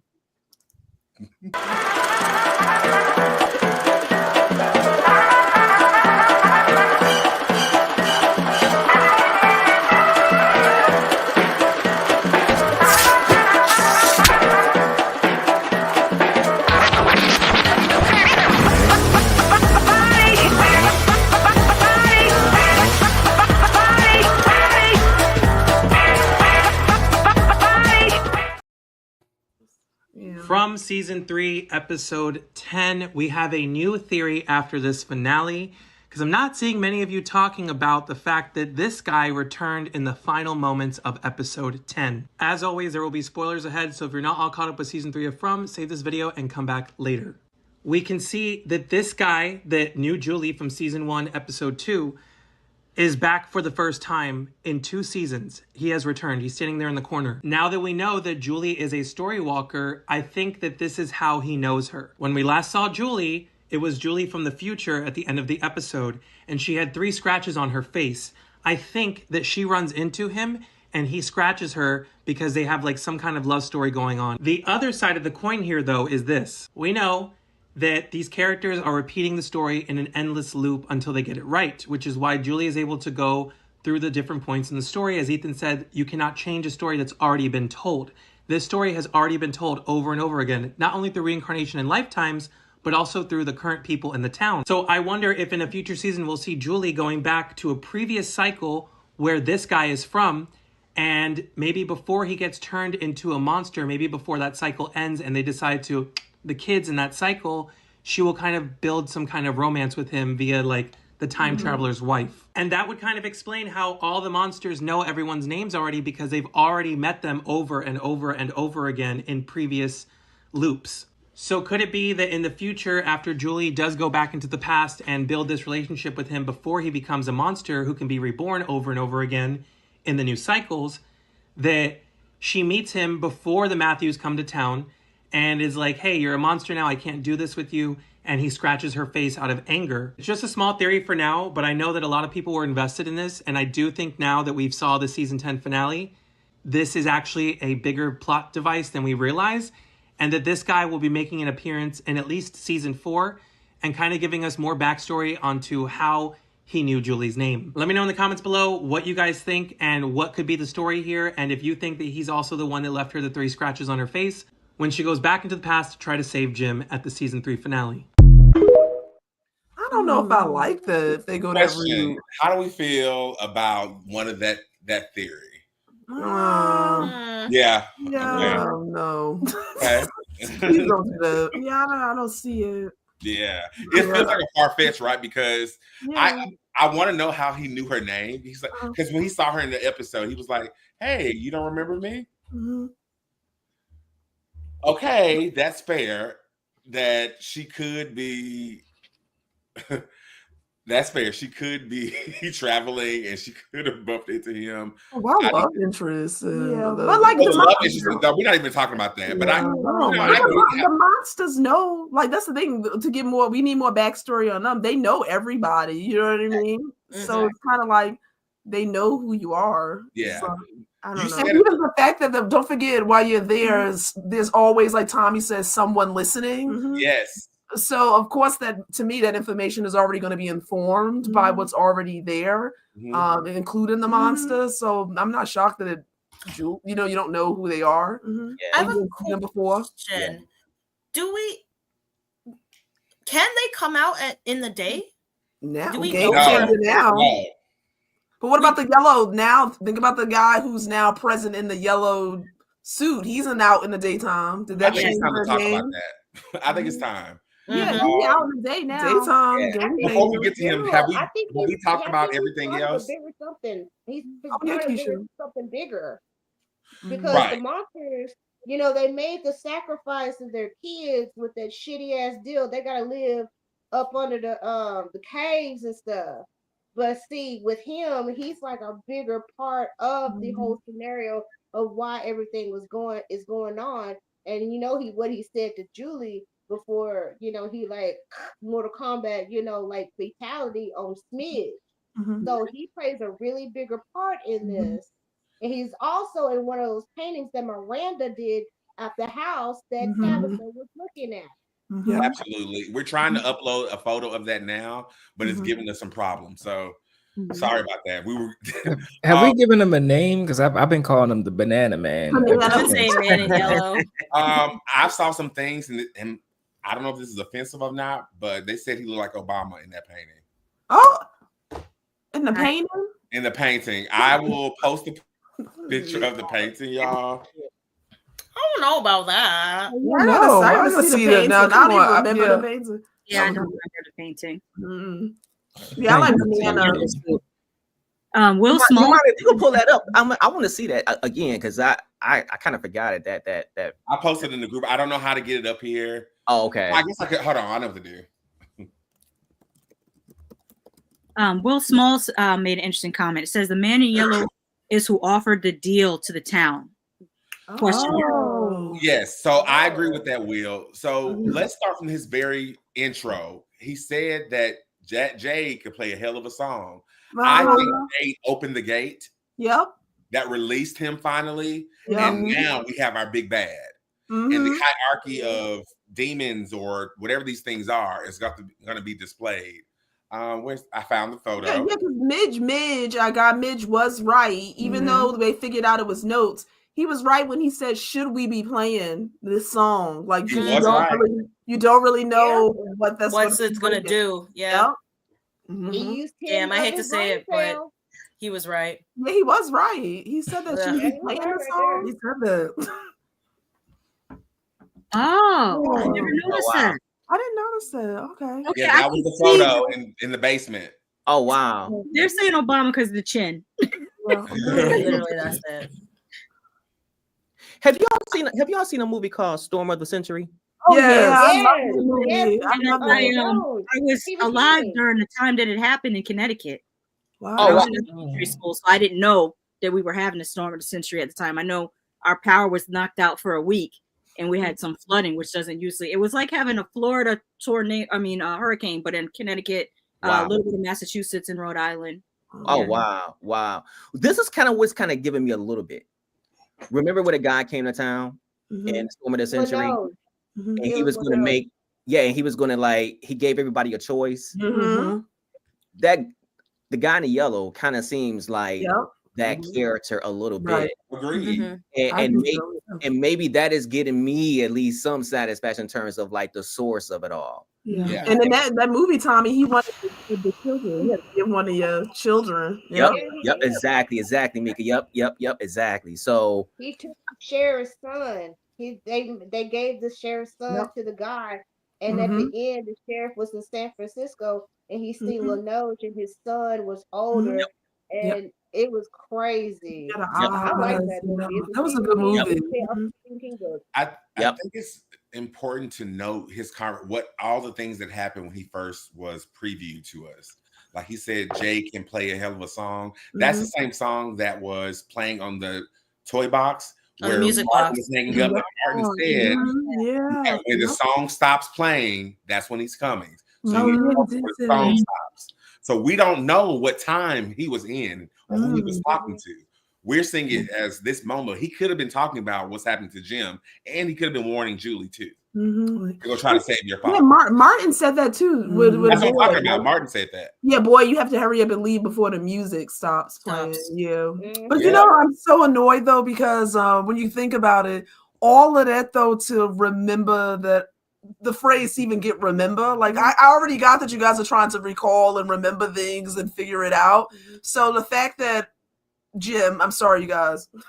No problem. Actually, I was with him when he actually said, like, why would you do that? Like, because like that could make things worse. I'm like, oh, he's right. I automatically went back to the music box. Like, you're not supposed to do that. Well, he was saying it. He said, like, remember Boyd in the music box. I said, don't play the. I did not want. I said, don't play that violin. I knew something was going to come from that.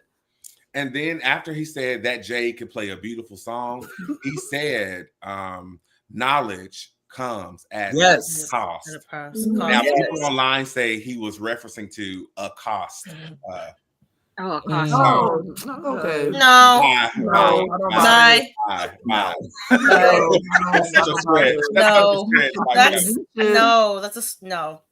But what is that cost? And honestly, in that moment, I would have probably. I'm trying to think about when I would have been scared enough to leave. Probably his first step down that hill. Yes. As soon as I saw him, I'm dipping.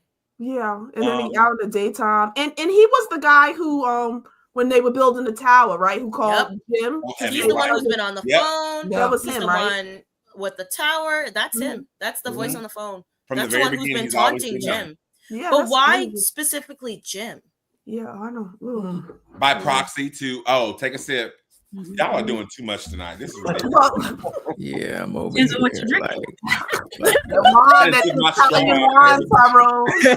Tyrone. I was smoking before the wine, so this is this is your bachelor party. We didn't get to throw you one, so here. Cheers. Go up. Congratulations. Cheers. Thank you. The whole time. I just said his name. Damn.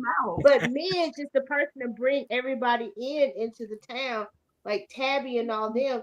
So he's just basically, it's just like that, you know. How would I put it?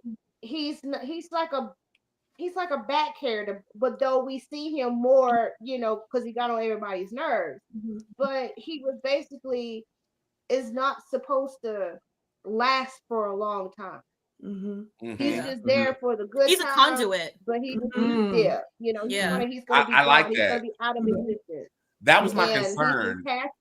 He had to bring Tabitha and the kids like in that place.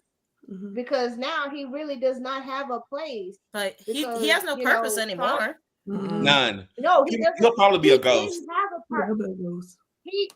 I feel that like he was always mediocre as usual, like all through his marriage, and you see how emotionally unavailable he is towards like his kids and his wife.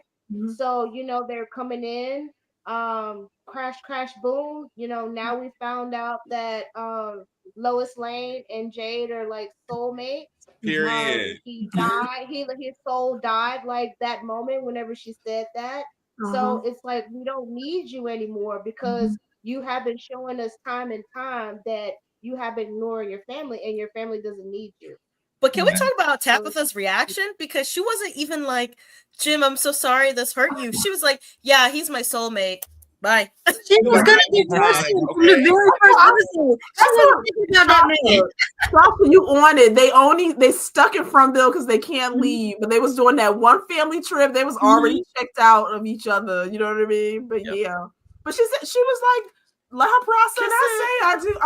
I must say I have been so frustrated with. I love Tabitha, you know it, but I've been so frustrated with some of the scenes where I need her to just stay a little bit longer, move a little closer, talk a little bit longer. Yes. I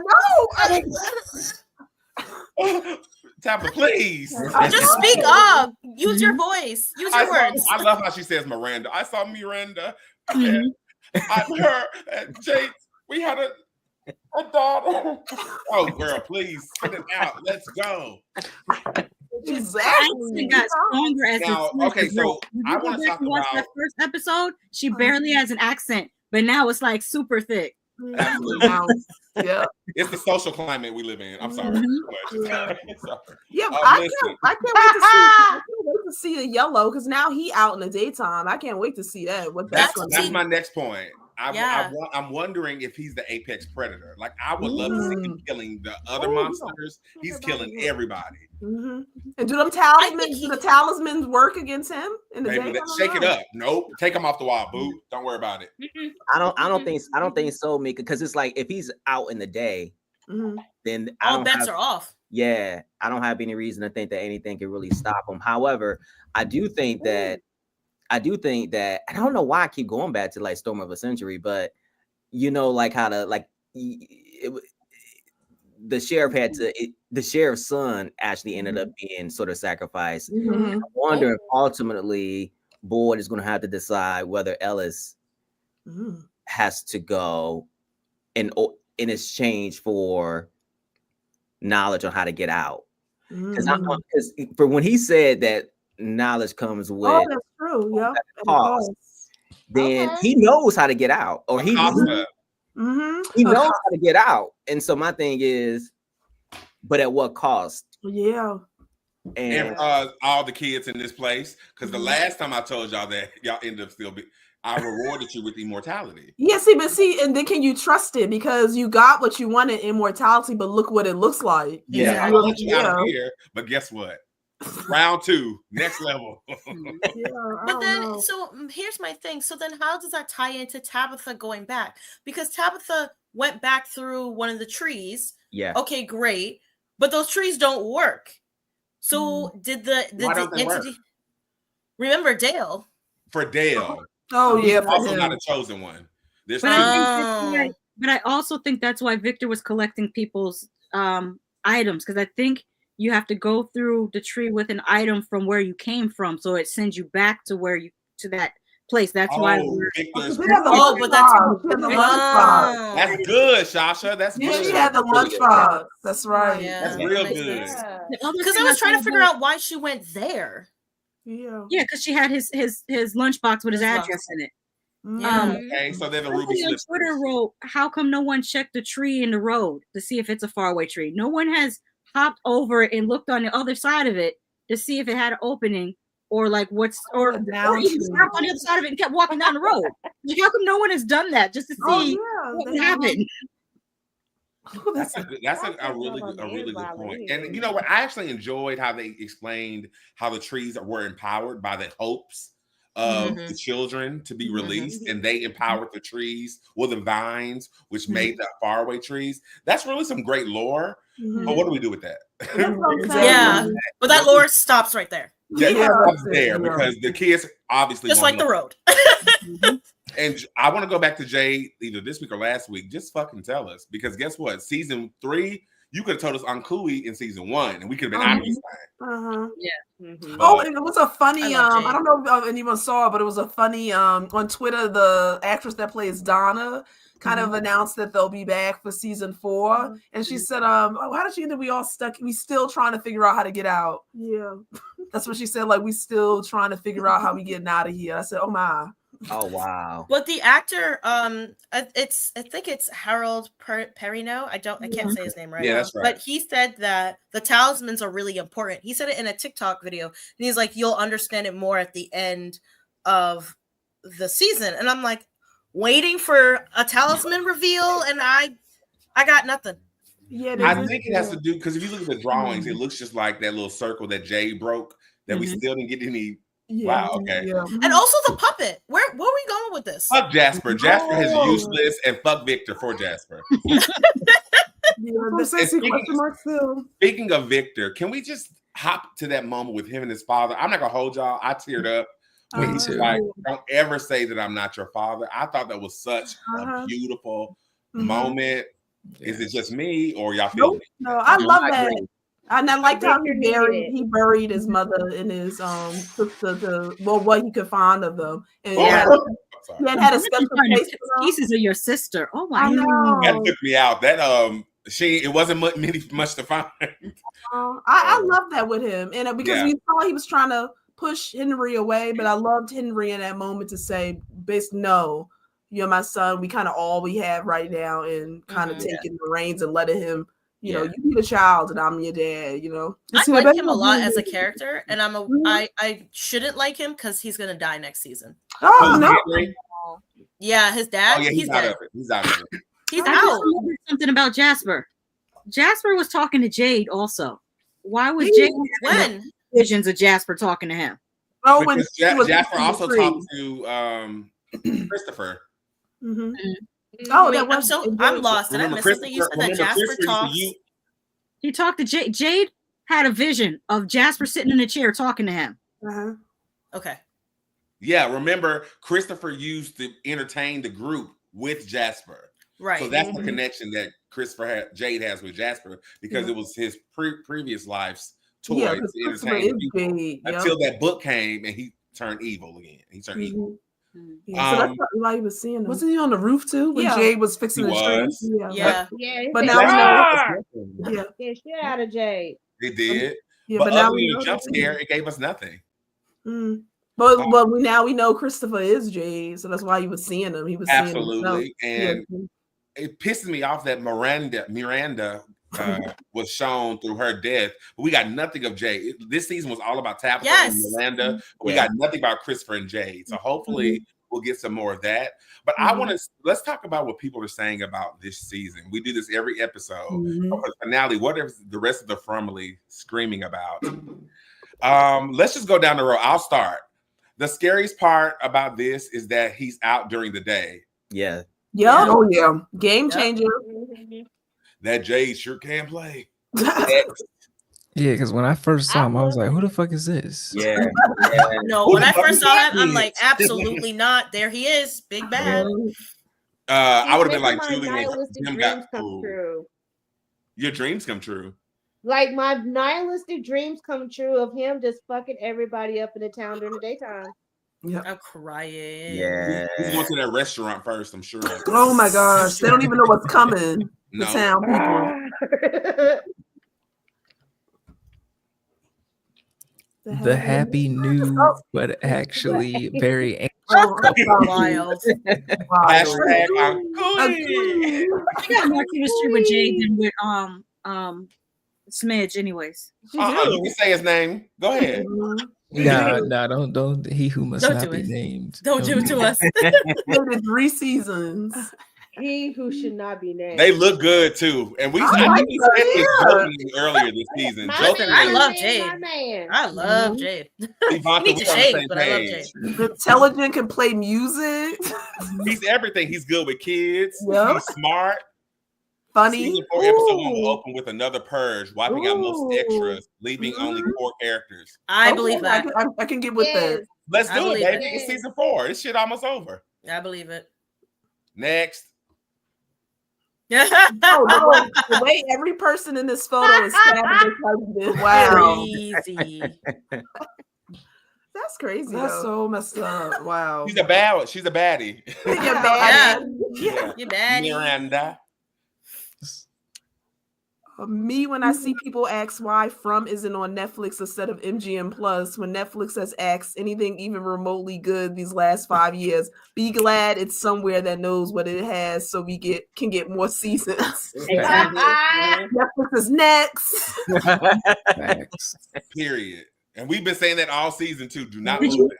Did you see who retweeted that? Harold Perrineau retweeted that. Well, That's why I picked it. That's why I I picked don't know whether it's him or not because Apartheid Clyde has made it so you don't know who's the real person because be another person with the same name with a check mark next to it because they pay $8 a month and Harold don't know about it because it's him. He responds to us too, and he responds to everybody. He's good.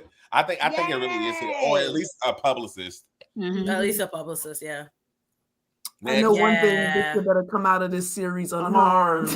Yeah. Whatever. Leave my boy Victor alone. I know he made it all these years. He deserves to be the last one standing. I'm It's sorry. so crazy. Guess what? I watched a 40 TikTok. years out of it. And I he watched got a his TikTok of daddy. him, and he looks so normal. I'm like, damn, I forgot you're actual. Like, you sound normal. You don't sound crazy or like a kid who's been trapped in in a weird place for decades. Like he's just a regular dude. Yeah. All right. How good his acting is. Like, yeah. Tommy, you're up. Smiley? She gave birth to Smiley?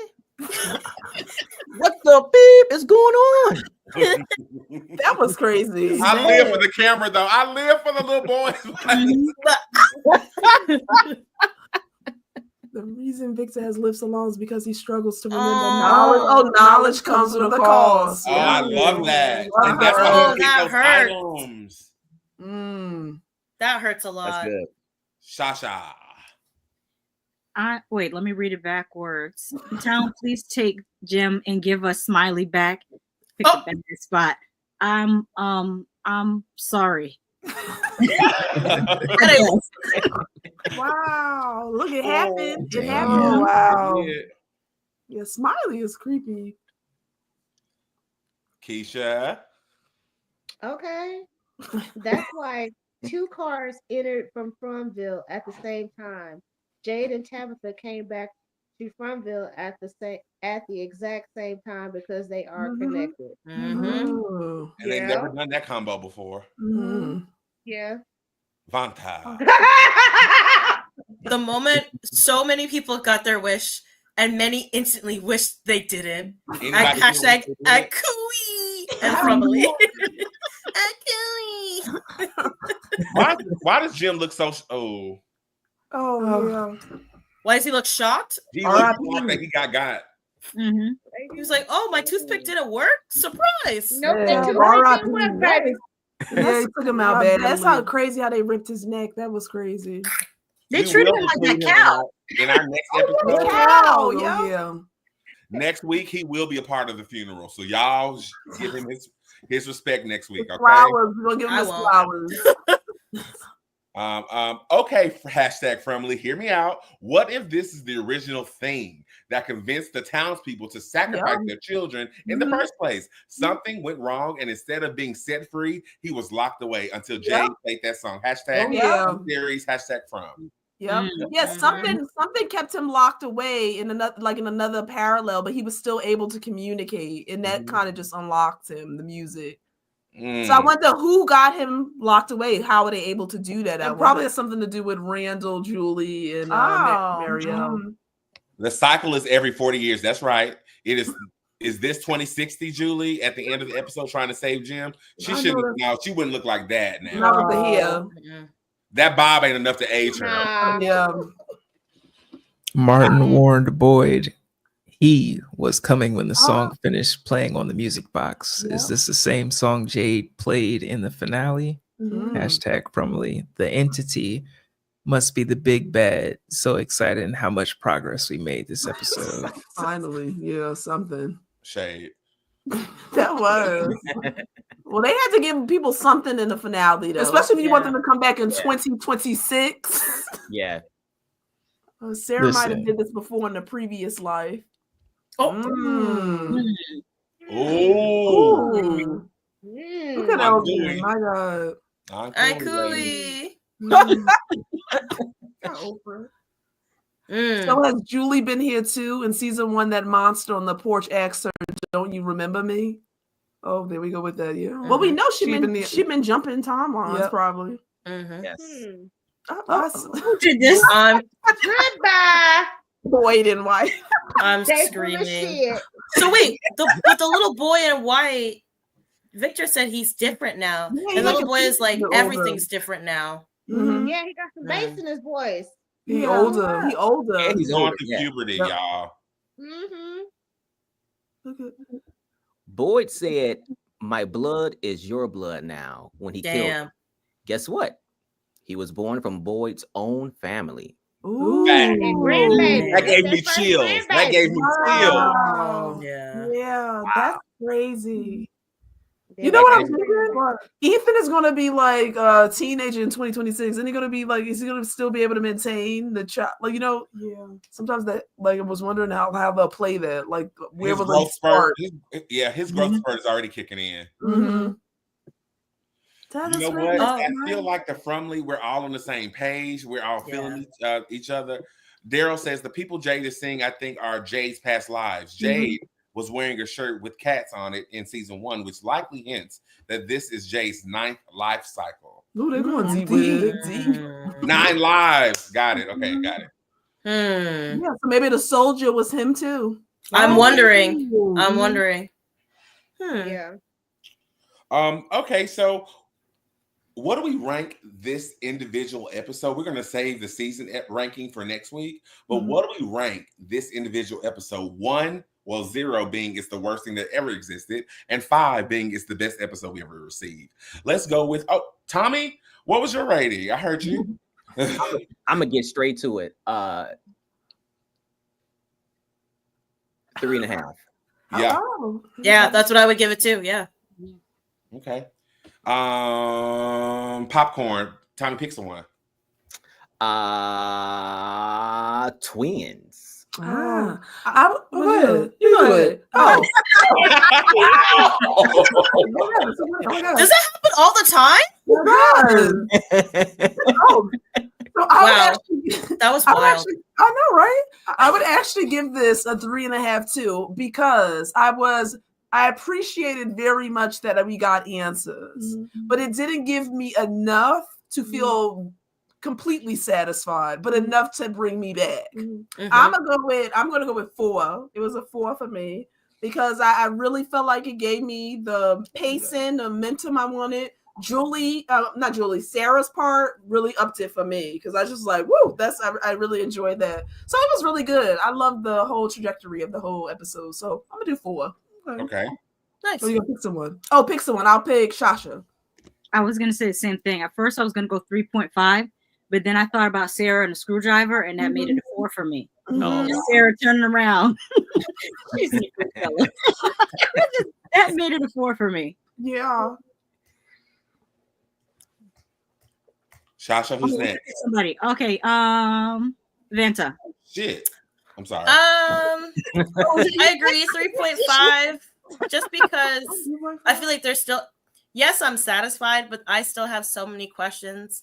I feel like they gave us half a piece of pie when I need like a whole pie at this point.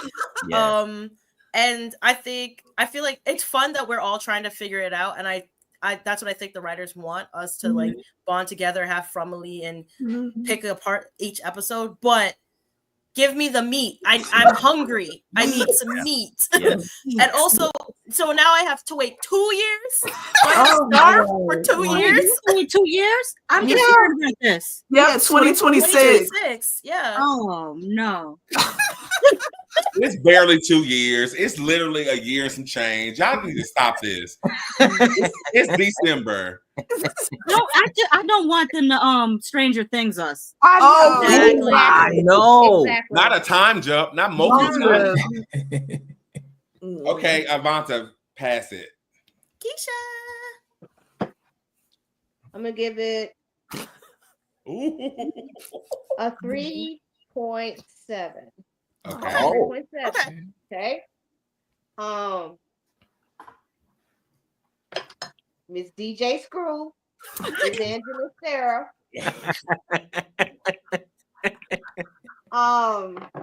I do like the ending of Midge, but then again, I was like, Midge gonna come back like some kind of smart ghost or something like that. I feel that like there are some of the things that have been answered, but like Vanta says, give us the meat, because it's like, okay, we're just gonna throw a little bit of this right here and say, oh yeah, this is being revealed. There was like a couple of things that have been answered from stuff from season 1, and it took till like season 3 to do it.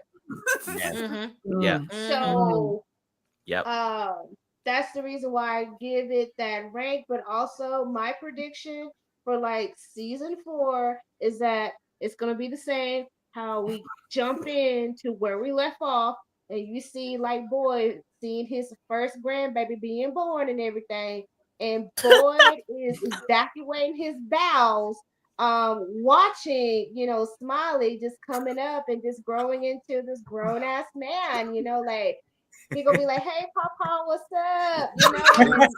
Definitely Papa. It's definitely Papa. Hey Papa. Like Boyd, like Parkinson is gonna be like this. He's gonna be running. He's gonna be shitting and running up that stairs, and he's gonna tell Kenny to shut that thing down because Ricky, he done seen his grandbaby, and he smell like shit. Ricky?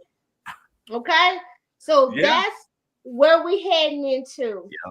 Opening up in season 4, and like everybody's 2026. Motherfucker, I done forgot about that shit. Like I said, it is a promise ring and a shut up ring right there, what they giving us to the fans, to us right here. I don't forget it. Just like some Stranger Things. I done lost interest in Stranger Things. Oh my God. I have to rewatch that because I forgot. They took it so far, All right, Keisha, who's next? Mr. Man, Tyrone, Mr. All right. You know what? When I first saw the episode, I was hyped, but then as things settle down, like your stomach after some Pepto, I was like, you know what? I'm gonna give this a 3.5. Because for one, like the episode, it did give a few things, but to be honest, like I feel like it's a job now. Like the show is like a job. It's giving me enough money so I don't quit. It's giving me just enough so I don't stop watching. I love that. Because it was last week. I was talking shit. I was like, you know what? We don't need a season 5. Give us everything in season 4 because y'all moving slow as hell. These reveals that happened this episode should have been revealed the last couple seasons. It didn't have to take us all this time to be like, oh, reincarnation, because we've been talking about this shit for 3 years now. So let's kind of keep it moving forward. And then I don't know what's going on with production, but you're making us wait until 2026, when I feel like that's the dumbest decision ever. Like, and I get it. I don't know what's going behind the scenes, but right now I feel like this show is getting momentum. Like my friend, across the country, who is not a part of the horror community, like he's talking about this show. My barber's talking about the show. Like people that I'm interacting with outside of the family are talking about the show. Random The internet, the train was talking to me about it. So it's like, we're all like, you have this momentum, don't lose it now, because that's my fear, is that this show is going to lose whatever momentum that it had, and then we're going to end up being like Heroes, where I bought 2 damn seasons on DVD, and that's don't bring that shit up, bro. Don't bring that shit up. Don't do that. I'm still mad. I love you. Better not sell it to another platform. This is like a third platform that it's been on. I'm pretty sure. Oh, Epix. Yeah, it was Epix too. Epix, MGM, and now MGM is bought by. No, it's just MGM. Epix was a part of MGM or like merged into MGM. Yeah. They absorbed Epix, and then MGM is. Because MGM Plus is not going to last until 2026. I'm sorry. Paramount is, it might go to Paramount and then Paramount go to Max. But MGM Plus, because I unsubscribed before the finale came, because I knew I had 10 more days left. So I'm like, let me carry that. That's hilarious. You're the problem. That's strategic. That's some Jade shit right there. You're the problem. If it gets canceled, it's because people are losing their subscriptions. Do like I do. Subscribe to stuff, forget about it, and then you'll be happy forever. You'll just be happy forever. But I bet you with the momentum now, I could see another streaming place picking it up now, because it does have so much momentum, and the ratings Amazon pick it up, because Amazon got money. Merch. Like they got all that money on Rings of Boredom, and I'm just like, I forgot what it's called. It's like Rings of Power. All that money on the screen and a boring ass show. It's so boring. Whoa, we're not talking about Rings of Power. I'm sorry. No, I can't. That show. I love it. I start with The Boys. I love The Boys and Gen Love V. The Boys. How do you have a show about elves, witches, magic, and it's boring? I'm over it. Wait, did you watch the second season? I couldn't get into the first one. I didn't know the second season is like kind of gay and kind of spicy and very gory, and there's good fight scenes. I haven't watched it. Wait, only part of season hold on. Like, what did you just say? No, we didn't watch it. I'm so sorry. Did he just say he didn't watch Game of Thrones? No, I said I could go watch Game of Thrones. No, I watched we haven't. I'm Team Cersei and Team Joffrey, so we haven't watched Game of Thrones. And to our defense, you guys. Everyone, we know the series is probably impeccable. All of our friends have stated that, but I have a thing about multiple characters that I'm attached to dying. That's all we heard. Yeah, that's all we heard. We can't get attached to anyone. You will lose your soul with the amount of people that. But that's a part of the fun. It makes it fun. I could take a few, but they was telling me like, they out. They out. They gonna be out. I was like, wow. No one is safe on Game of Thrones. No one's safe. This episode a 3.75. Okay. Because I really thought it was gonna be like a 4 or a 4 point, but it wasn't. Now that like Tyrone, now that the joy has waved off, we can look at it and analyze it and feel what we received. What knocked it down for me was the reveal, the Ankui reveal, and the lack of cinematography, cinematic creativity in that moment. That pisses me off. That knocked it down. Boosted it up was Evangelist Sarah and her happy screwdriver. Yes. What lowered it was Acosta, seeing her face again. I'm excited for the potential of, right? Like they always fucking do us. I'm excited for the new trio to raise up. And I'm talking about Junkie Rogue, Clandle, and Time Travel Witch. All three of them, I want them to do something really cool with them. But what I'm afraid of, and y'all know this, sometimes time travel can be used as a device that can ruin the show. Oh yeah. I don't want them to get lazy. I don't want them to just explain everything away. Julie did it. Julie figured it out. Julie did it because she's been. No, don't do that. No. Make it intentional and significant, but not an answer for every single thing that is going on. Exactly. And I will say, if you guys are bringing this back in 2026 and don't use this time to do some really good ass writing, I'm going to be more than pissed. Yeah, for sure. Because that just made me have a thought. They claimed that they had all these written out before they started the series. If that was the case, they wouldn't need to go to 2026. They ain't got shit written out. They're listening to us. They're listening to I'm talking to you right now, writers. So y'all listen to us. I'm talking to you. I'm talking to you. No money. Proof. We should have story by credits. Honestly, you waiting to see what we come up with in our theories, and you're gonna read through the Reddit and then write the season. I see what y'all. We peeped your game. Not fan service. Okay. You're right. They're supposed to already fiction. They're already supposed to have it figured out. Already know where it's going. I don't know about that. Exactly, Vance's face. I think that bad wig. Have we cut? Did we miss anything? Did we miss anything from this last episode before we get out of here? Because next week, you thought tonight was crazy. Next week, we're going to be in here playing games, quizzes, all the things, getting tipsy. Get ready for next week. The Frumley is coming back for our after party. Have your snacks, have your cocktails, have your devil's lettuce, whatever you need. Make your night amazing. Oh, yeah. Bonta, please. I'm sorry. I'm back. I'll be back. I promise. Yeah, did we miss anything on this episode? No, we did. We did Elgin, Arusala. We had Sarah. We did Soulmates. Yeah, I think we should. I think we did. Yeah, we did. Yeah, we covered everything. Got some body horror.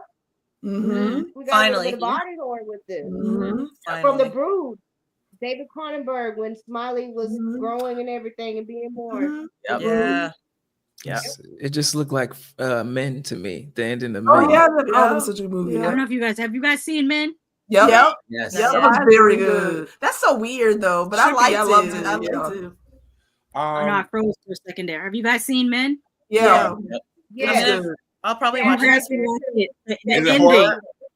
Yes, it's horror. And the end is like, it's kind of like how Trippy.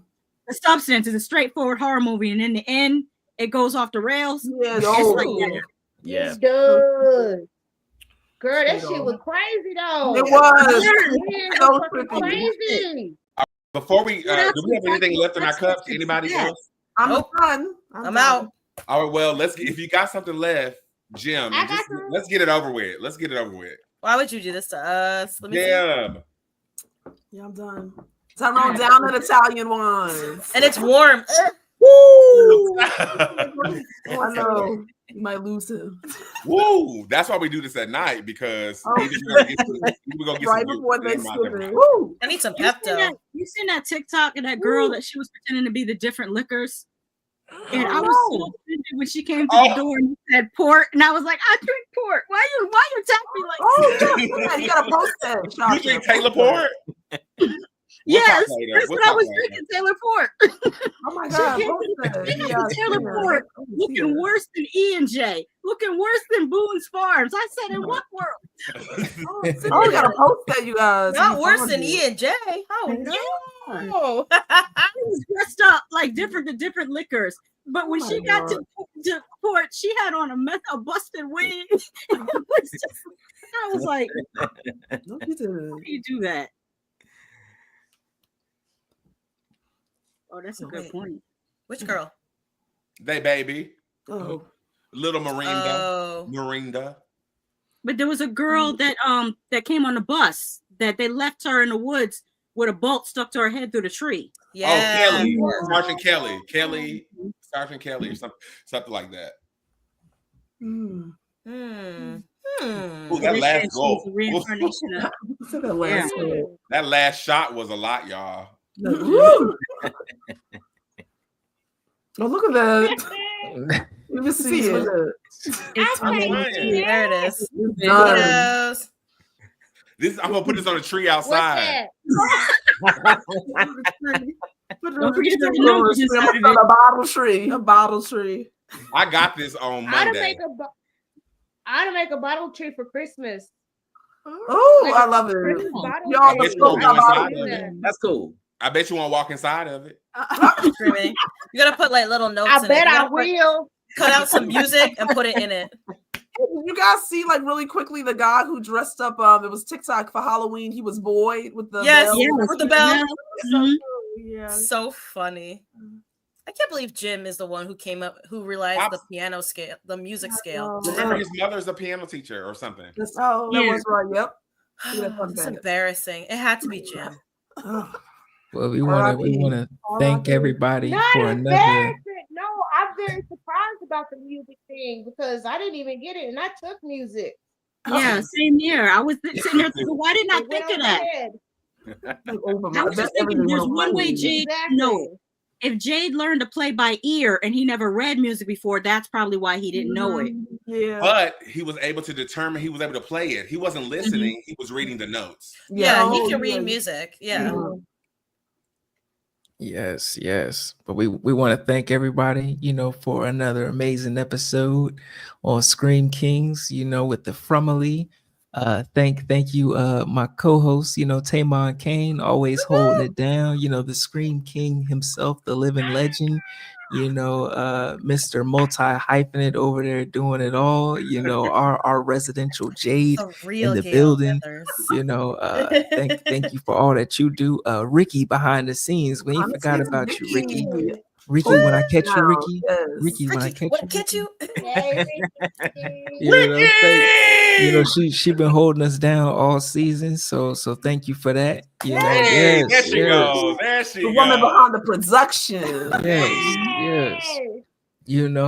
Thank you, Keisha, the Random Horror Show for coming through all season and hitting us with those hot takes, and giving us what you do, as always, Lady Shasha, horror freak. Thank you for coming through and just gracing us with your wealth of knowledge, because you always dropping some factuals on us, and backing it up. I'm just old. When you get old, not you, Henry. No. Screaming. I said, with that skincare looking 25. Like Dr. Day. Stop playing with us. Yeah, listening. Oh, speaking of that, I gotta show you these pens I got. Oh, when we go off, I'll show it to you later. Go ahead, sign off. I'll show it to you later. Tommy, maybe our Henry, because I can see you telling somebody, just shut the fuck up. You talk. Yes. I've been known as you should. But Tommy, Black Horror Survivor, thank you for always, sliding through and showing love, whether it's on camera, the comments, bringing that energy, that positive vibration to the mix of the conversation. Vanta, thank you for stopping by. As always, a great addition to the Frumily, with the energy. I'll always love what you got to contribute, and the theories and such, that you contribute, and double feature podcast. Me and Sarah always showing love, whether it's in the comments or on camera. They always showing love. I feel like especially with the horror, not just with the Frumily, but the horror community owes Double Feature Podcast a tremendous debt, because they definitely listen. It's not the drink. I mean, it's not the drink. Thank y'all. I love it. Yes, thank y'all for always sliding through. And thank you for the chat. TV theories. Thank you for stopping through. Black Lodge. Thank you for stopping through. Sheree and Nightmare on Fear Street earlier. Thank you for stopping through. Daryl Seymour. Thank you for stopping through. Will Smalls. Thank you for stopping. I love that name. TV therapy. Oh shit! I was like TV. I didn't tell you. I get it now. I love that name. TV therapist. Yes. Rabia. Yes. Steph H. If I missed you, I apologize. Iceman Hickey. I like that name too. Whoa, Nelly Meaty. I love the names. Green Spider. Damn. And Critical Overlord. Critical Overlord. You know, the Tamon's arch nemesis, Critical Overlord. Yes. And Leo Hernandez. Thank you for stopping by, everybody. Tony Man, everybody showing love. And that's been another episode of Scream Kings for the From Season 3 breakdown. This is episode 10. Next week we're going to be back for the final episode of the season. After You party. know, we're going to do the after party. You know, we're going to be playing a couple games, you know, trivia, things like that with the folks and the family. We hope that you can join us in the comments if you can make it, or, you know, on camera, whatever your choice is, you know, getting together with the Frumily. But make sure that you stop here every Monday for geeking it out. Shit, I've been geeked out.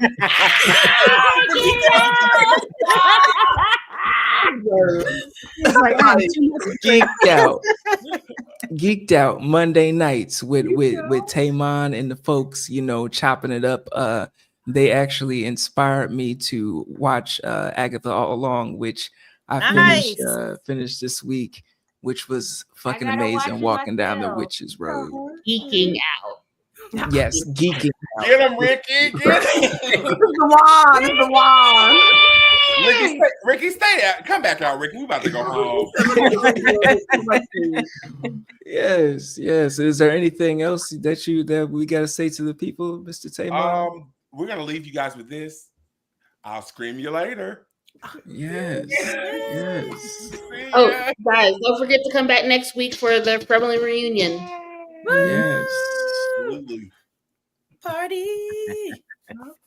Peace.